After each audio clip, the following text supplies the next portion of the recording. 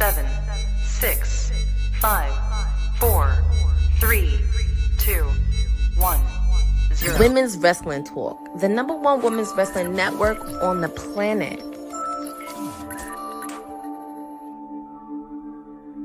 Say his name and he appears. I believe it said. Good evening, ladies and gentlemen. If you're hearing the sound of my voice, that means it's a Monday. It means it's time for the Monday Nightmare Raw post show because we got to talk about a lot of Monday Night Raw. Sorry I'm getting to you guys late. It's way past my bedtime, but I wanted to make sure that my constituents were served. We did watch Monday Night Raw, and we had some matters to attend to, business matters, of course. But I want to make sure that I got you guys covered for the Monday Night post show.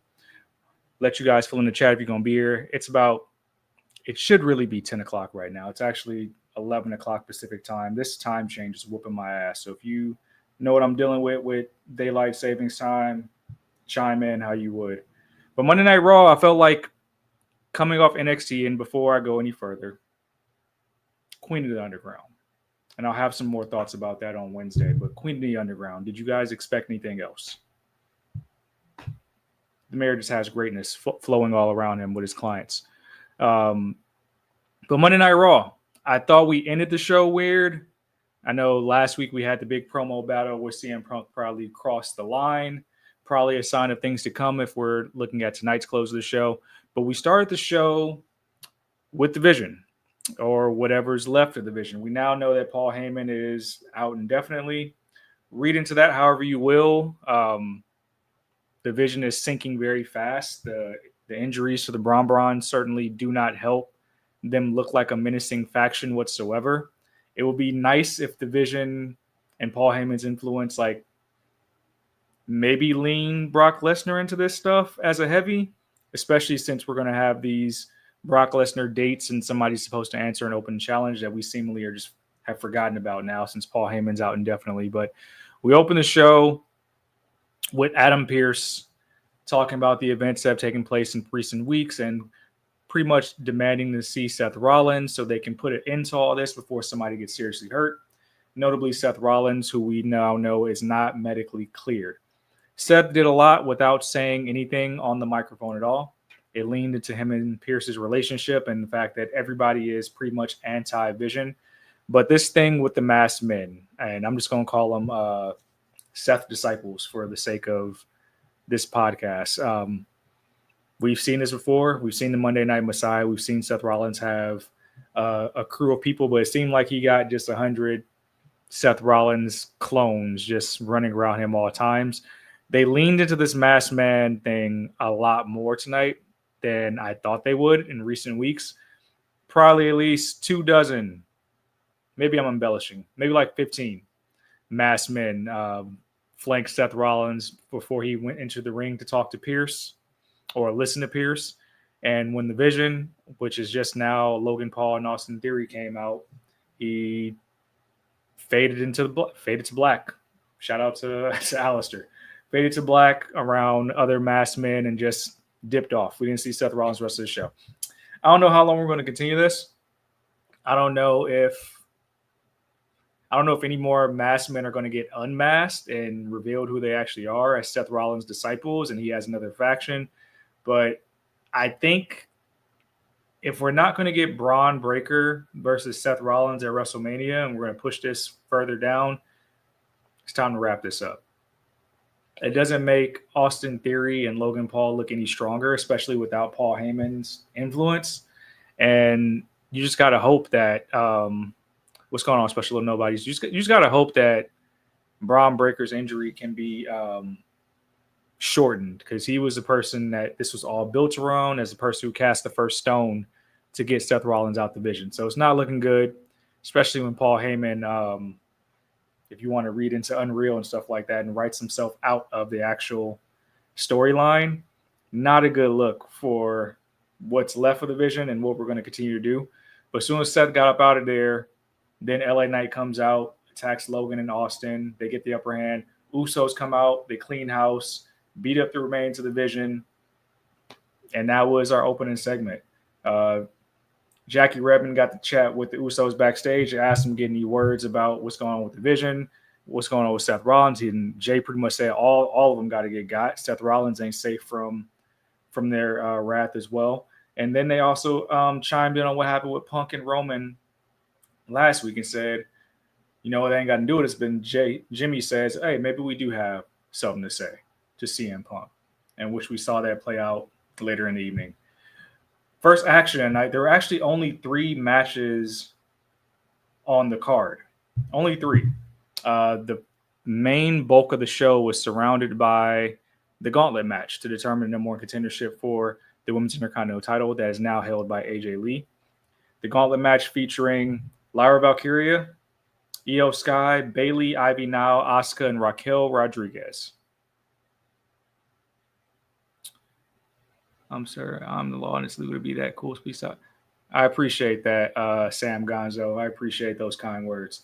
Now, first things first, I hate gauntlet matches. I feel like they're pointless. I really wish I don't want them to take the Iron Survivor away from NXT. I like it as an NXT concept, but using those type of rules where everybody has an equal playing field seems fair.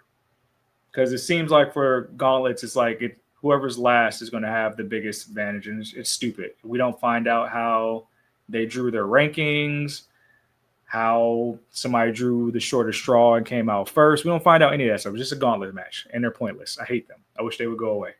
But we started the match, the gauntlet match. I believe it was Lyra and Io, which great match on its own, by the way. I wish we could see more of that. I honestly was pulling for Lyra here, but somebody has to be the sacrificial lamb as one of the better wrestlers, and that unfortunately was Lyra. Lyra fell to Io, then came out Raquel, who actually could have got a win if it wasn't for Liv Morgan coming out and trying to create a distraction, which didn't help because Stephanie Parker came out to get her lick back on Liv. Thank God you're making your women's champion look strong for a change, which caused enough of a distraction for Io to pick up a roll-up pinfall Raquel. But Raquel went completely apeshit after the match. Chingona bomb to Io Sky on the ring apron. Pretty much took her out. Ivy Nile comes in, gets a very easy win against her. So now we reset. And we get Bayley who comes in, who takes on Ivy Nile. This was probably the best ring work of the whole gauntlet match because you really got to showcase Ivy Nile, and I felt like she looked strong coming out of this whole ordeal before being pinned by Bayley, which allowed Asuka to come in. Great shot of Kyrie looking at the camera trying to talk Asuka up just for Bayley to hit her with a flying forearm through the ropes to start this match. Great match overall. Asuka thought Kyrie was going to be able to help her get the win. Lyra came out and helped her friend. Bayley is now your number one contender, which shout out to Bayley, man. She didn't make the WrestleMania card last year. This is a dream match for a lot of women who idolized AJ Lee and looked up to her for her run in WWE before. Nobody more than Bayley deserves this match. I'm pretty sure it's going to be a banger. Great in-ring work with two pillars of women's wrestling. So I'm looking forward to that. And I'm glad that they went this route and didn't go to traditional like heel versus babyface route with AJ Lee because we know Becky's still lingering. Becky live tweeted this entire match in her best Trump gimmick, calling everybody wacky and saying that they're competing for a fictionary title because it's her belt. I thought that was cool. Obviously, Becky and AJ are not done, but at least you get to see AJ show her chops with one of the four horsewomen, which is awesome. Awesome stuff. But again, we need to ban all gauntlet matches from here on out and be a little bit more creative with that type of stuff. But I'm looking forward to that match overall. Of course, you probably saw Asuka berating Kyrie after this match. That's going to be a thing that continues. One thing I thought was interesting, before they got to the ring, you saw Io in the background looking at Asuka and Kyrie doing their little banter. Maybe Io's having a change of heart and actually wants to help out Kyrie. And I think that can be cool if that happens. Give me 1 second, guys.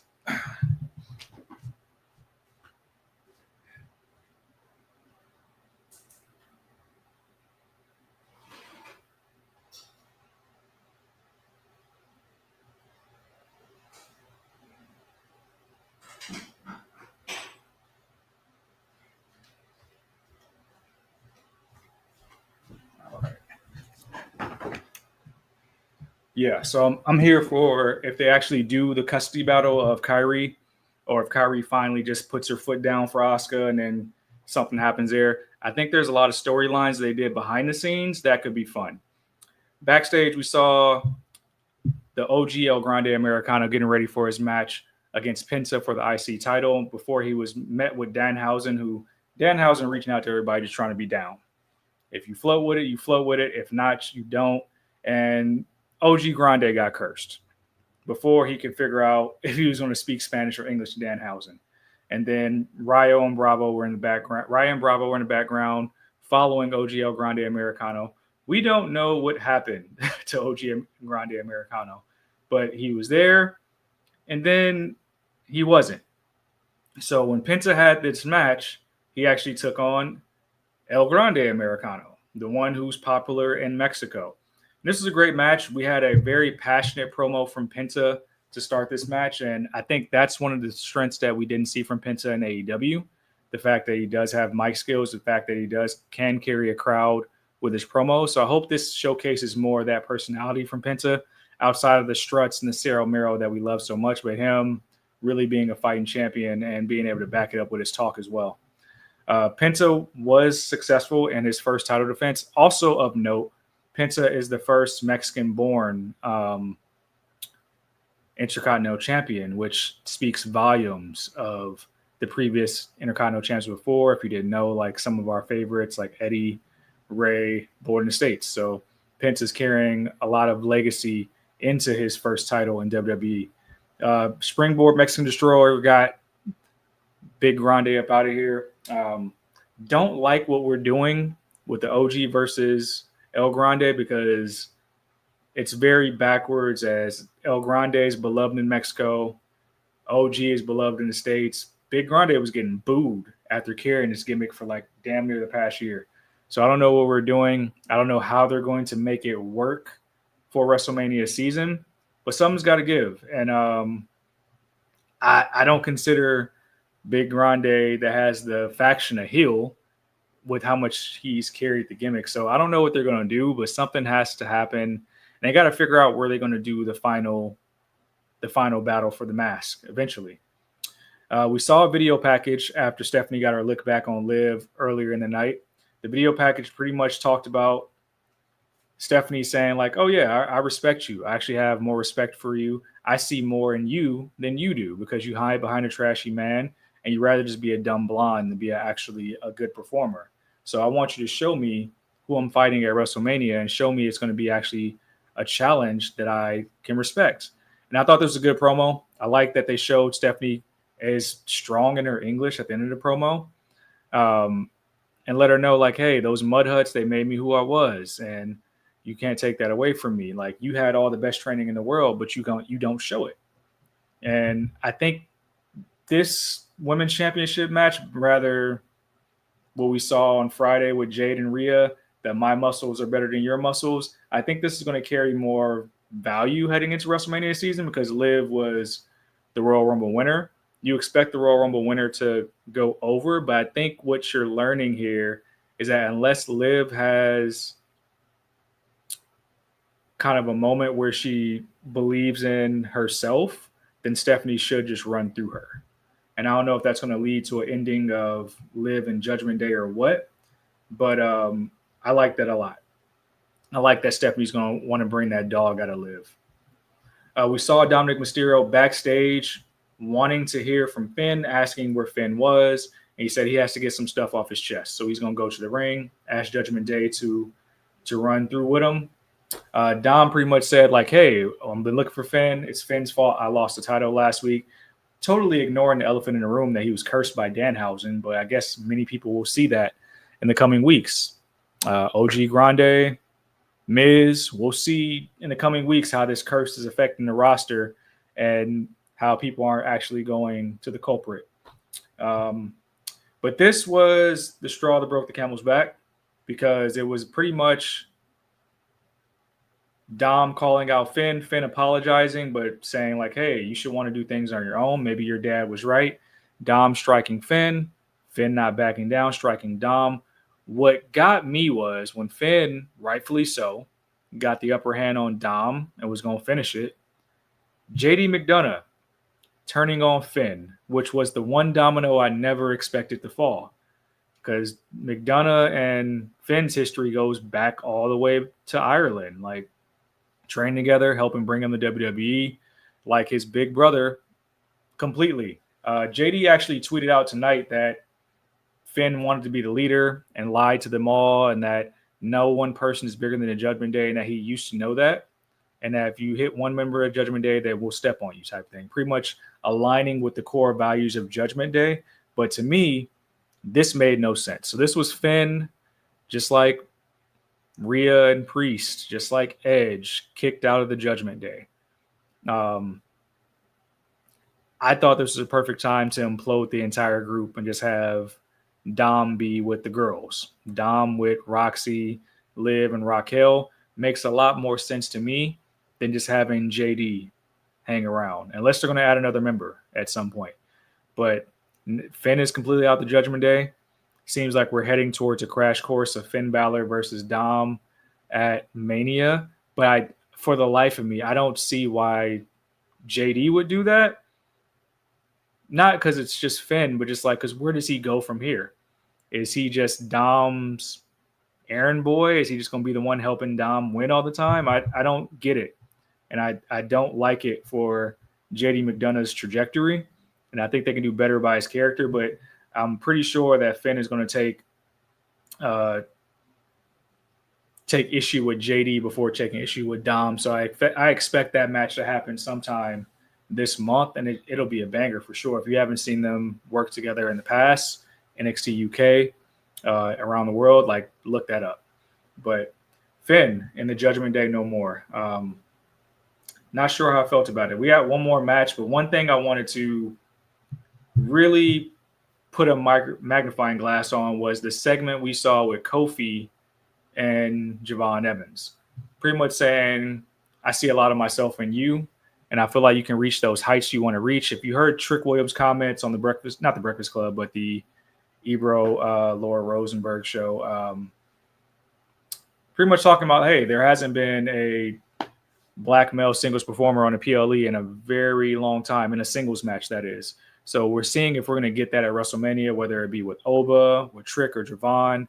So those things are in play here in 2026. But Kofi's saying, like, hey, you can do all those things. I see myself in you.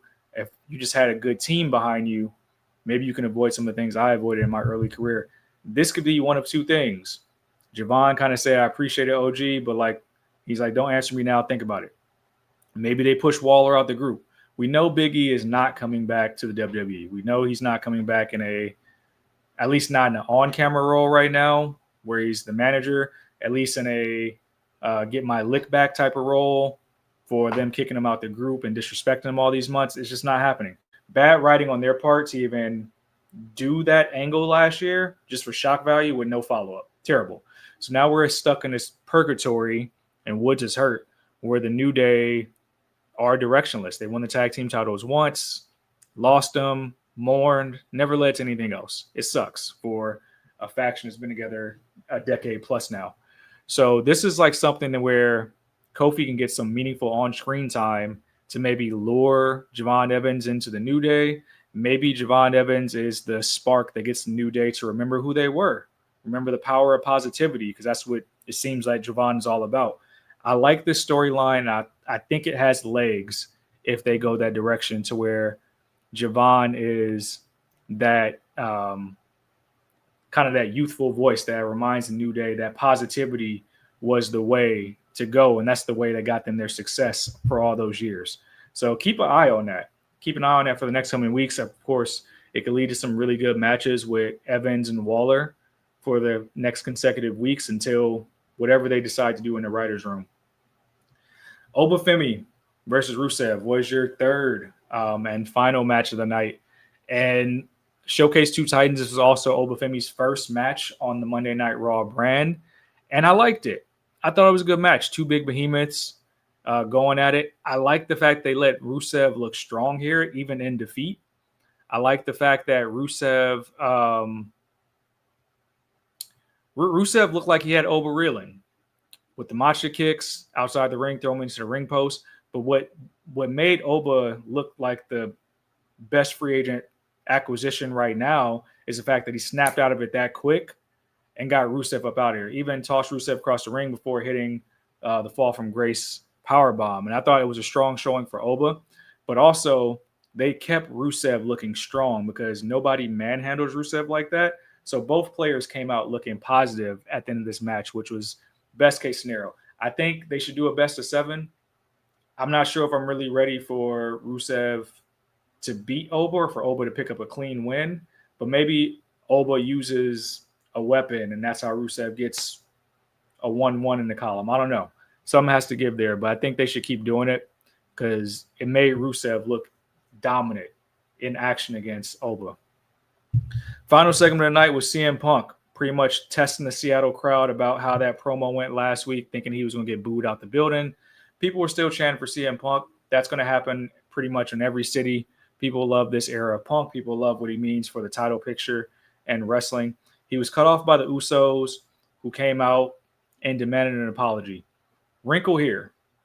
That Jey Uso is the Jey Uso he needs to be from now on. The pit bull, the scrappy dude, the one that's ready to jump first and take the shot. That is Jey Uso's best character work, I feel like, in the past year. We haven't seen that guy in a while. Even Jimmy being able to make sense of this storyline, being the more calming big brother presence, like, hey, chill, no, I got this. This isn't about Roman. You're supposed to be the locker room leader, and I really respect you, things like this. You're supposed to be the voice of the voiceless, but you took a shot at a person who has no voice. This is why we want our apology.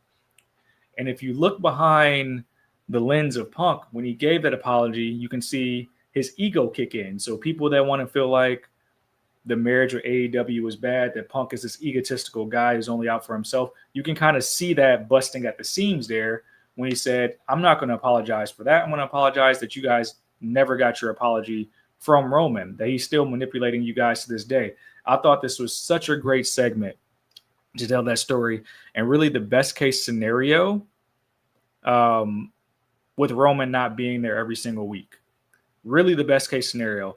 Using the family, bringing them in so you can have some promo segments, Jay being very upset, Jimmy, who admitted that he respects and likes Punk, admits that they're friends, even taking that shot and dropping him because it's family over everything. Now, what's going to happen as a result, because the last time these men were all in each other's orbit was War Games, I feel like Roman's going to come back and say, I didn't ask you guys to do that. I don't need you to fight my battles. And he's going to try to little bro his cousins, who's going to be like, man, you ain't even changed. You ain't changed. We don't need you. So it's going to put that rift between them again, and Punk's going to be able to say, hey, I was right. You don't respect your family just like you don't respect me. So I think they're building it, and God forbid this has to be the main event of night 2. I don't care about Randy and Cody main eventing. Really, that should be one of the women's matches. If they did it right, it should be Rhea and Jade main eventing that night 1, because that's where all that realism and storyline could come in at. But I thought we ended the show abruptly. Punk got dropped, felt it, looked at the guys. You can see a little bit of, I don't want to call it fear, but the realization that he might be the Samoan bloodline versus one type of thing seemed like it was very real for Punk in that moment. So I thought it was a good look to make Jay look like that same rabbit energy he used to have on the mic, saying like, I need you to apologize now. This ain't about Roman. This is about our family. You don't disrespect our family. Good stuff all around. And I feel like if they build on this next week, whether Roman's in town or not, it helps keep that storyline going. And it feels more like the main event than any other match on the WrestleMania card right now. So I thought it was great. Other things that happened tonight, I don't think I don't get the feed for the segments that happened during commercials, but I guess Maxine attacked Natty between one of her promos on the Netflix feed again. So that rivalry is still going. Hopefully those ladies get a chance to handle it in the ring again. But Monday Night Raw was solid. I really think it was a solid show. I think We'll get AJ Lee next week, acknowledging her new challenger for the IC belt. Hopefully we get Stephanie Bakar in an actual segment, building off the Liv stuff. Finn Balor is back to being Finn Balor. We got the music. We got the entrance back. I think you'll start seeing the best version of Finn Balor, and he'll capture singles gold soon.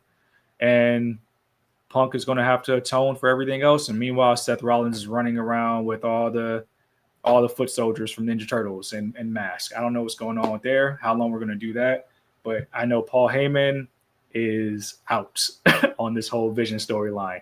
So we'll have to see if he even shows up for the Brock Lesnar Open Challenge thing, or if we're just cutting bait on the Vision until one of the Browns is healthy. Special Little Nobody says that was the most real Jay has been since the Yeet took off. Very, very true. Very good segment. Aaron says he cares about Cody Rhodes' main event with Randy Orton and WrestleMania. Yeah, I mean, I think it could be good, but I feel like the Cody fatigue is very real for a lot of people. And I feel like the way out of that Cody fatigue was doing the Fatal 4-Way. Because if there's anybody that deserves to be in the title picture, it's Jacob Fatu. And at least you could have sold a little bit of that there. Now you just might get Jacob and Drew in a match, and it's like, so what? Unless Randy going to go back to hearing these voices, and unless we're going to see him punt Cody in the head before the showcase, then what are we doing? I'm just going to be like I respect you as my mentor promo battle, and not Orton going into the darkness. And even more so, the way they are making Cody super Cody, if he just beats Orton clean, that's going to piss a lot of people off. Not because Orton didn't get 15, because, like, who's a threat? If Orton's not a threat, who's a threat to Cody? Because Drew wasn't a threat.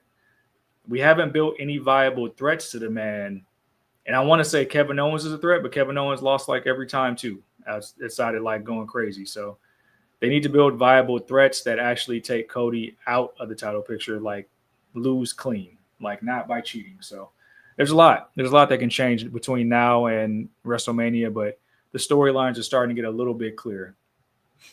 And yeah, I agree, Aaron. The Demon King is going to make his way back home, because I think that's the one way he might topple the Judgment Day.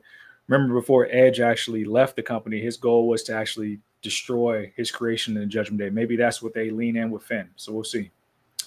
But I appreciate y'all rocking with me. It's a little bit, I think it's like 11:30 Pacific time. So I'm actually about to tap out for the evening. I'll try to get back with you guys Wednesday for WWT. There's a lot of news we got to cover. I know Courtney held you guys down earlier with the stream. We'll all be back at some point this week. We got AEW Revolution kicking off in Los Angeles on Sunday. The mayor will hopefully be in the building getting some media and content for you guys. But appreciate you guys rocking with me this late evening. So and staying with me in the chat. Appreciate you, Aaron. Appreciate you, Special Little Nobodies. Appreciate you, Sam Gonzo.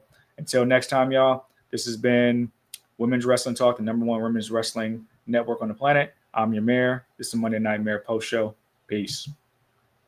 Thanks for joining WWT. Don't forget to like us on all social media platforms at WW Talk Pod. Like and subscribe on all video and audio platforms, like yesterday, my G. And check out our website at www.talkpod.com. Thanks for watching Women's Wrestling Talk, the #1 women's wrestling network on the planet.